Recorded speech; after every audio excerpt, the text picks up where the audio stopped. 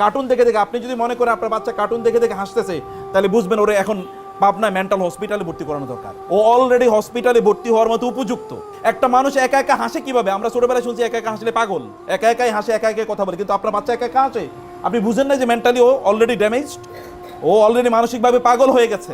একা একা কথা যে বলে, আগে একা একা কথা কারা বলতো? পাগলরা কথা বলতো, তার মানে ওরা পাগল হয়ে গেছে। কার্টুন দেখে দেখে ওগুলো পাগল হয়ে গেছে, এগুলো এমন হয়ে গেছে। নো, ওদেরকে এমন, ওদেরকে অ্যাকচুয়াল বন্ধুদের সাথে তাদেরকে তো বেশি বেশি বাচ্চা নেন আপনারা। আপনাদের সন্তান কমপক্ষে 4, 5, 6 জন থাকুক, যেন বাচ্চারা ভাই বোন যেন মারামারি করে করে বড় বড় হয়, ওরা যেন নিজের মধ্যে ইন্টারাকশন করে, কথাবার্তা বলে।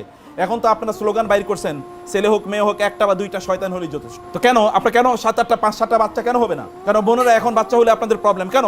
আপনি 8টা বাচ্চা যদি আপনাকে মা বলে ডাকে, আপনি চিন্তা করে দেখেছেন আপনার মার কয়টা বাচ্চা ছিল, আপনার দাদার কয়টা বাচ্চা ছিল, দাদির কয়টা বাচ্চা ছিল, নানির কয়টা বাচ্চা ছিল? দেখেন আপনি কেন তেমন হতে পারবেন না? আপনি জেল নেন, আপনি স্বপ্ন দেখেন আমি এমন সন্তানের মা হতে চাই যে সন্তানগুলো গোটা পৃথিবীকে কাঁপিয়ে দেবে। এরকম একটা সন্তানের মা হতে পারলে আপনার আর কি লাগে?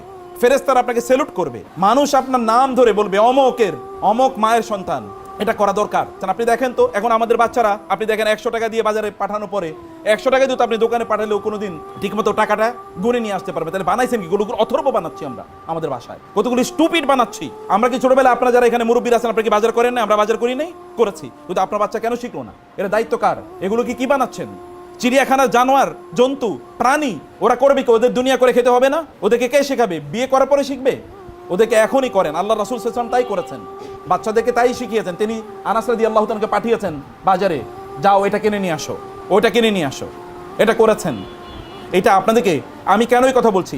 তিনি তখন 12 বছর বয়সে তার চাচার সাথে ব্যবসা করতে যান নাই? 25 বছর বয়সে যখন খাদিজাতুল কুবরা রাদিয়াল্লাহু তাআলার সাথে তিনি ব্যবসা করতে, তার মুদারিব বা তার ব্যবসায়িক পার্টনার হিসেবে তিনি ব্যবসা করতে গেলেন, তিনি এত প্রফিট করলেন যে তার খাদিজা রাদিয়াল্লাহু তাআলা আনহা, তার পার্সোনাল সেক্রেটারি মাইসারা বললেন, রাসূলুল্লাহ সাল্লাল্লাহু আলাইহি ওয়াসাল্লাম মানে মুহাম্মাদের সাথে আমরা ব্যবসা করে যা করেছি গত 40 বছর ব্যবসায় আমরা এতটা লাভ করতে পারি নাই। তার মানে এই বছর বয়স, তিনি 12 বছর বয়স থেকে তিনি ব্যবসা শিখেছেন। আপনাদের সন্তানদেরকে সমাজে রেসপন্সিবল হিসেবে বানান, ওরা যেন বুঝে, ওরা যেন সমাজটা বুঝে।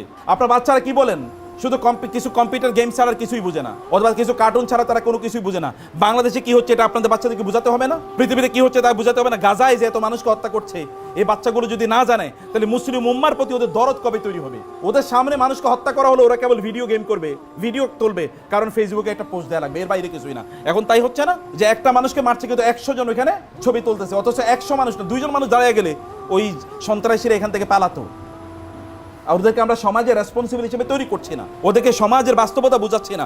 পৃথিবীতে এটা ঘটছে, এটা তোমাদেরকে বুঝতে হবে। এর বিপরীতে তোমাদেরকে কাজ করতে হবে, তোমাদেরকে ওইখানে নিপীড়িত নির্যাতিত মানুষের পক্ষে তোমাদেরকে দাঁড়াতে হবে।